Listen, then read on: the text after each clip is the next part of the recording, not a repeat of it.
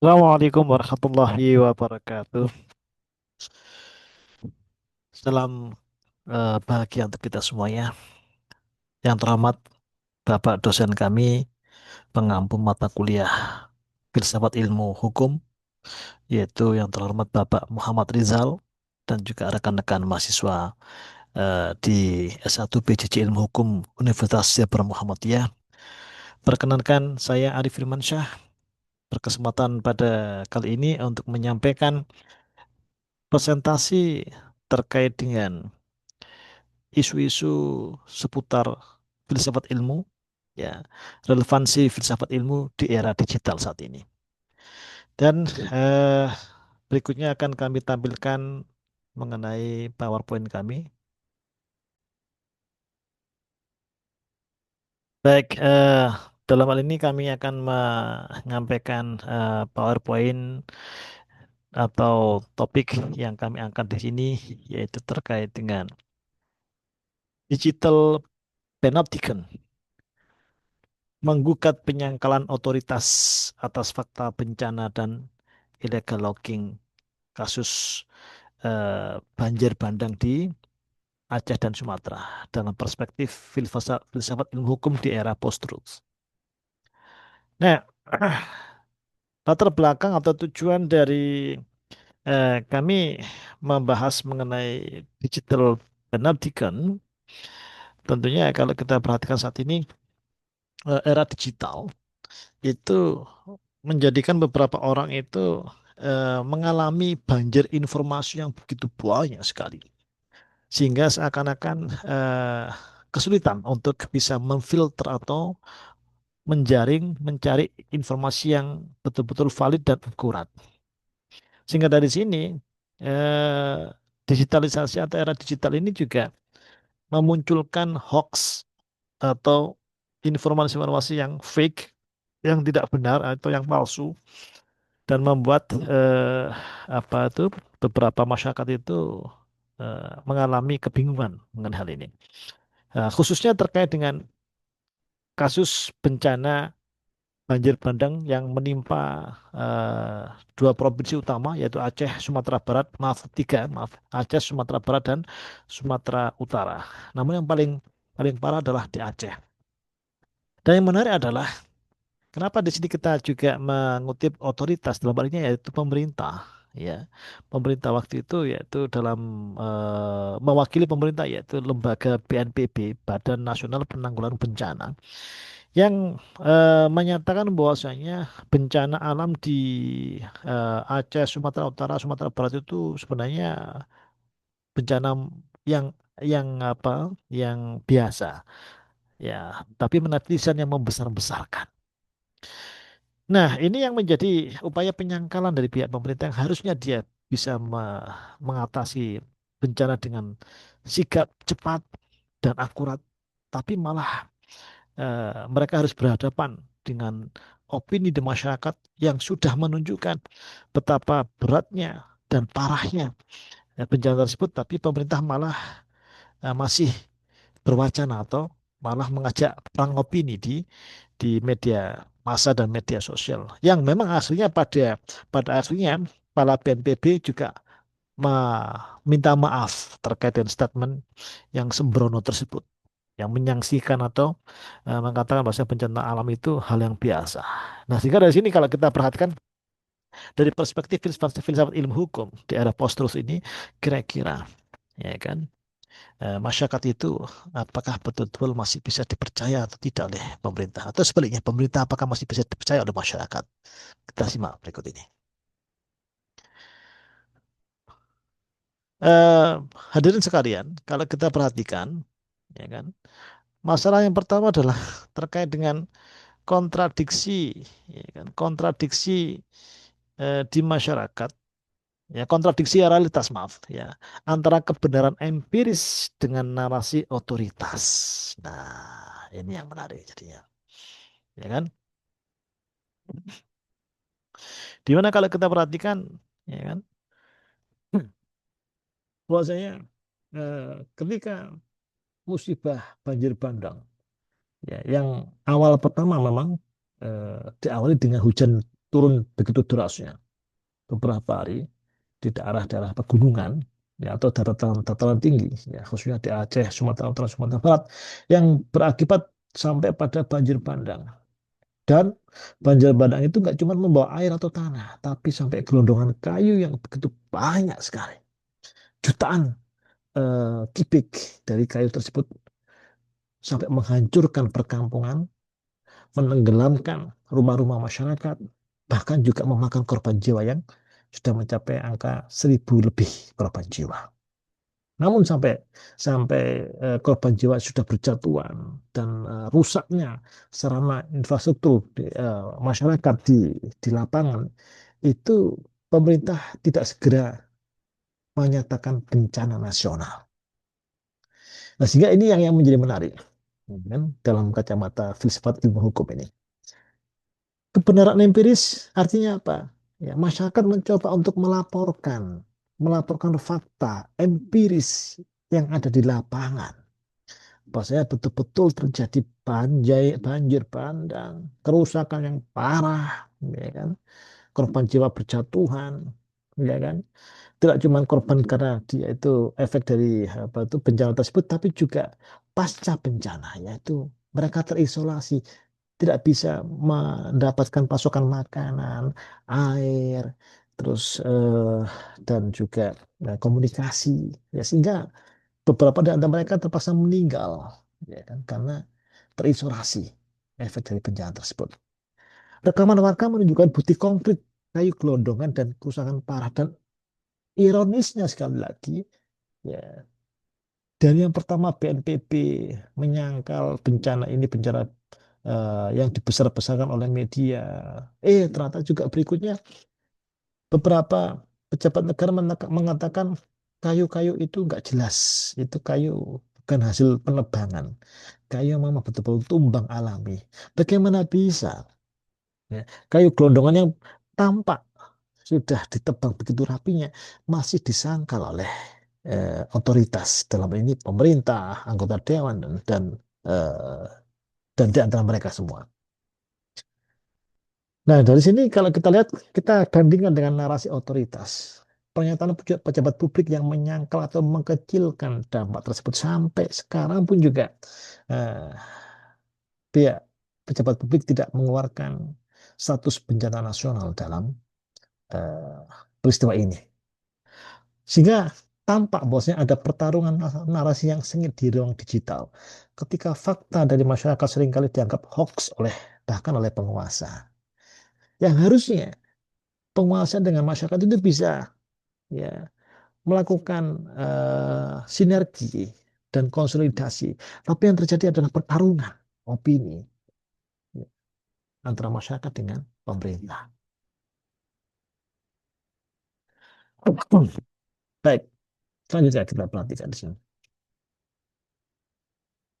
Sehingga dari situ kalau kita eh, apa itu ambil pertanyaan, mengapa isu ini penting dalam filsafat ilmu hukum? Ya kan? Yang pertama adalah krisis otoritas. Siapa yang berhak menetapkan fakta kebenaran di tengah banjirnya informasi tersebut? Nah, ini, ya kan? Faktanya pemerintah pun juga, ya, kalau bisa dibilang mereka gagal untuk menggali kebenaran sehingga sampai mereka mengeluarkan pernyataan yang menyangkal. Nggak cuma satu orang, bahkan beberapa pejabat publik yang diketahui mereka melakukan penyangkalan di sini. Yang kedua, era post-truth, di mana manipulasi emosi dan keyakinan pribadi mengalahkan bukti ilmiah dan objektivitas. Seringkali kalau kita dapati bahwasanya informasi hoax, ya kan, memang di beberapa apa itu media pun juga, ya, nggak cuma perkara bencana banjir bandang ini, tapi dalam beberapa perkara yang lain pun juga kita bisa mendapatkan memang ada hoax untuk bisa apa, untuk bisa mendorong, ya, emosi masyarakat hingga melakukan perlawanan sih. Nah, terkadang hoax itu bisa bisa terjadi seperti itu. Yang ketiga adalah mengapa ini cukup penting? Ya, ilegal atau legal logging. Sekarang kasusnya adalah kayu-kayu gelondongannya jutaan apa itu ikut terbawa banjir ya, bandang. Pertanyaan adalah itu efek illegal logging atau legal logging? Beberapa pakar mengatakan bahkan legal logging itu ternyata jauh lebih berbahaya dibandingkan illegal logging. Kenapa? Illegal logging, ya, namanya ilegal berarti penebangan hutan yang tidak memiliki izin. Seringkali mereka melakukannya dengan sembunyi-sembunyi. Kenapa? Karena mereka menyadari bahwa mereka adalah ilegal. Nah, kenapa legal logging itu malah sekarang menjadi paradoks? Ya, seakan-akan lebih dominan dibandingkan illegal logging yang mengakibatkan kerusakan. Kenapa? Karena dengan mereka memegang izin legal, berarti mereka memegang izin untuk penebangan hutan dan jutaan hektar lahan hutan itu, bahkan hutan konservatif pun juga akhirnya terkena babat juga, pembabatan untuk diganti dengan perkebunan kelapa sawit. Dan mereka mengatakan ini bentuk legal logging. Mereka melakukan pembabatan hutan karena mereka sudah memegang izin. Dan ironisnya itu yang malah berdampak pada kerusakan ekologis dan sosial. Ini bentuk kejahatan ekologis yang seringkali tersembunyi di balik retorika bencana alam semata. Selanjutnya, kita bisa dapati eh, bahwasanya secara landasan teori, ya, kita mencoba untuk mencari atau melihat dari sisi epistemologi kebenaran itu sendiri. Kebenaran bukanlah konstruksi tunggal. Teori korespondensi menekankan kesesuaian dengan fakta empiris di lapangan, yaitu bukti warga yang menderita, yang melaporkan kejadian, dan sebagainya. Sebaliknya, teori koherensi mengukur kebenaran dari kesesuaiannya dengan sistem atau narasi yang ada melalui laporan resmi pemerintah. Namun, dalam peristiwa banjir bandang dan kerusakan ekologis yang begitu dahsyatnya di Aceh, Tamiang, Sumatera Utara, dan termasuk Sumatera Barat, itu semakin mempertegas kegagalan pemerintah mengakui bencana yang jelas-jelas disebabkan oleh aktivitas legal bahkan, gak cuma ilegal, legal bahkan, adalah manifestasi kegagalan epistemologis yang fatal dari pemerintah. Nah, sehingga dari sini kalau kita perhatikan, selanjutnya, dari landasan teori yang kedua, ya, ontologi bukti dan aksiologi hukum. Nah, dari ontologi hakikat bukti, apakah rekaman video dari ponsel warga merupakan saksi yang sah dan kredibel di mata hukum? Bagaimana kita memandang validitas bukti digital? Nah, ini yang menarik. Ya. Sedangkan dari sisi aksiologinya, yaitu etika dan keadilan, menunjukkan bahwasanya mengedepankan citra politik di atas keselamatan warga merupakan pelanggaran serius terhadap hakikat hukum, yakni keadilan dan kemaslahatan masyarakat. Sedangkan kalau dari sisi hukum progresif, seperti yang disampaikan oleh Sajipto Raharjo, hukum ada untuk manusia dan sebaliknya, ya kan? Manusia ada untuk hukum. Itu sebaliknya, ya kan? Hukum harus responsif, harus bisa merespon kebutuhan masyarakat dan realitas yang terjadi di masyarakat. Peristiwa-peristiwa yang memang real terjadi di masyarakat.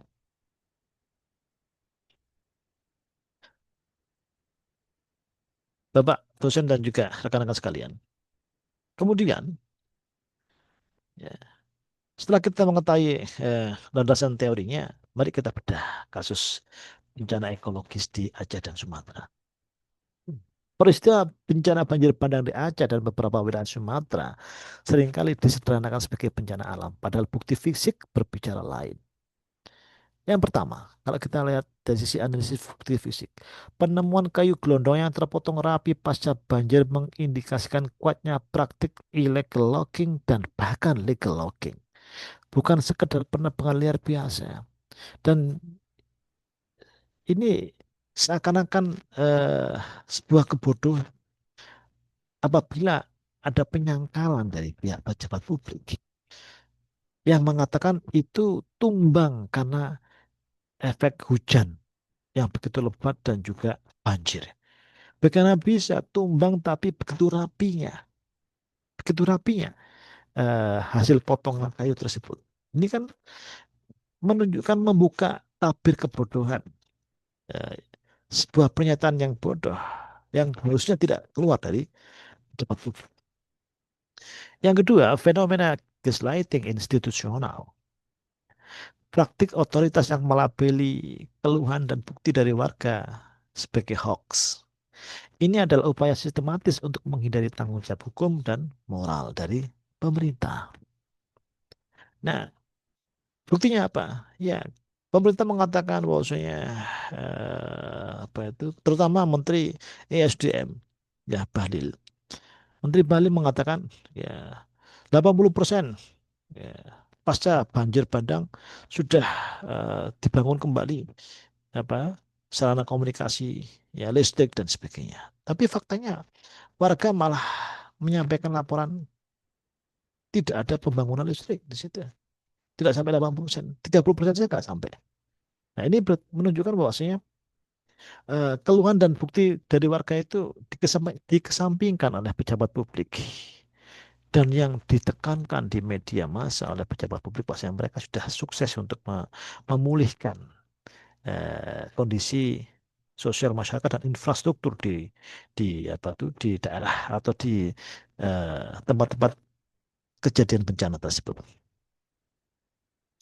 Kasus ini menunjukkan upaya sistematis untuk menutupi kejahatan lingkungan yang dilakukan oleh oknum-oknum yang bahkan mereka memegang perizinan dari pemerintah, dalam ini Menteri Kehutanan, yang mengeluarkan izin untuk melakukan penebangan sehingga berakibat sampai pada kerusakan ekologis yang begitu dahsyatnya tersebut. Ya, nah sehingga dari sini kalau kita perhatikan, saudara sekalian, kekuatan digital pendidikan ini juga perlu kita perhatikan. Di era digital, media sosial dan platform online telah menjadi digital pendidikan yang kuat, ya kan? Sehingga dari situ kita bisa melihat ya ada tiga hal, apa itu fenomena digital panopticon ini menjadi menguat. Ya kan, yang pertama adanya kontrol sosial digital. Masyarakat secara kolektif mengawasi dan menekan otoritas terkait kebenaran dan akuntabilitas. Sehingga sekarang masyarakat itu bisa bisa apa tuh membuka kebohongan. Bahkan bisa membuka kebohongan yang dilakukan oleh pejabat publik yang notabene mereka tidak serius dan tidak betul-betul bekerja keras untuk membantu mengatasi menangani korban bencana tersebut. Yang kedua, transparansi paksa. Penyebaran informasi dan bukti oleh warga memaksa otoritas untuk melakukan paradigm shift atau pergeseran paradigma. Yang ketiga, akuntabilitas publik. Meningkatnya tekanan publik untuk pengakuan realitas dan pertanggungjawaban itu menjadikan pemerintah itu berpikir ulang untuk menutupi apa itu kejahatan ekologis tersebut yang sebenarnya juga tanpa disadari atau bahkan disadari didukung oleh pemerintah sendiri melalui penerbitan izin kepada perusahaan-perusahaan yang melakukan penebangan hutan tersebut. Nah, kemudian kalau kita perhatikan bagaimana implementasi dalam hukum Indonesia, ya, integrasi sains dan teknologi mutlak diperlukan dalam penegakan hukum lingkungan. Dengan cara apa? Tiga hal ini. Yang pertama adalah optimalisasi pasal 5 Undang-Undang ITE yang tentunya di situ ada upaya mengakui dan memanfaatkan bukti elektronik foto, video, rekaman digital dari masyarakat sebagai alat bukti yang sah. Ya, sehingga tidak lagi pemerintah mengabaikan apa itu laporan dari masyarakat yang malah dikatakan sebagai hoax. Yang kedua, digital forensik lingkungan. Pemanfaatan teknologi untuk menelusuri asal-usul kayu pasca banjir, mengidentifikasi lokasi penebangan hingga ke pemiliknya. Dan yang terakhir, kewajiban negara. Dalam Undang-Undang Penanggulangan Bencana, negara tidak hanya wajib menanggulangi bencana, tapi juga mencegah dan menindak akar penyebabnya, termasuk illegal logging atau bahkan ya legal logging yang menyalahi ketentuan yang sudah dibuat oleh pemerintah atau oleh undang-undang. Nah, sehingga dari sini kita bisa eh, mengambil kesimpulan ya, antara kebenaran ilmiah dengan kebenaran politik. Ya. Prioritas fakta di lapangan, kebenaran ilmiah yang didukung oleh fakta lapangan tidak boleh dikalahkan oleh kebenaran politik atau narasi pejabat yang bermotif tertentu. Ya. Kalau meminjam apa tuh statement dari pakar filsafat yaitu Roy Groong, ya, yang paling canggih dan paling lengkap infrastruktur untuk memproduksi hoax itu adalah pemerintah. Nah, ini ironis. Kenapa ya? Karena mereka memang memegang semua infrastruktur. Mereka bisa memproduksi hoax eh, untuk bisa meredam keluhan warga tersebut. Yang kedua, penegak hukum kritis. Era post-truth menuntut penegak hukum yang lebih kritis tidak hanya terhadap data digital, tapi juga terhadap retorika otoritas. Dan yang terakhir, ya, maka ini juga bagian dari benteng untuk melawan manipulasi. Filsafat ilmu hukum harus menjadi benteng ideologis dan teoritis melawan manipulasi informasi oleh pemegang kekuasaan. Ya, dan dari sini sebagai rekomendasi dari kami, ya kan, sebelum kami akhiri apa presentasi kami, maka yang pertama kebenaran mungkin bisa ditunda melalui narasi, tapi kebenaran itu jangan pernah berharap bisa ditenggelamkan oleh banjir hoax, banjir informasi, atau bahkan banjir eh, yang diakibatkan oleh kejahatan ekologis. Maka audit lingkungan berbasis satelit, pemanfaatan data satelit dan untuk audit pemanfaatan lingkungan secara independen itu sangat penting. Ya, kan? Teknologi juga bisa sangat membantu untuk bisa sama seperti kalau kita lihat bencana tsunami. Kita pernah mengalami tsunami dan dari situ kan akhirnya kita mendapatkan teknologi untuk early warning, ya kan? Apa itu? Untuk bisa mengatasi tsunami maka sudah ada peringatan dini. Maka termasuk bencana ekologi seperti ini juga harus adanya peringatan dini. Peringatan dini yang harus dilakukan oleh BMKG, BNPB dan sebagainya. Dan terakhir adalah legalitas citizen journalism. Ya. Penguatan posisi hukum citizen journalism sebagai sumber informasi valid dalam mitigasi bencana dan penegakan hukum. Maka harusnya ya aparat otoritas itu harusnya s- semakin mudah dan semakin ringan pekerjaannya. Manakala mereka bisa bergandengan tangan dengan warga dan masyarakat untuk bisa menghasilkan laporan yang akurat melalui citizen journalism legal. Baik, terima kasih. Itu yang bisa kami sampaikan.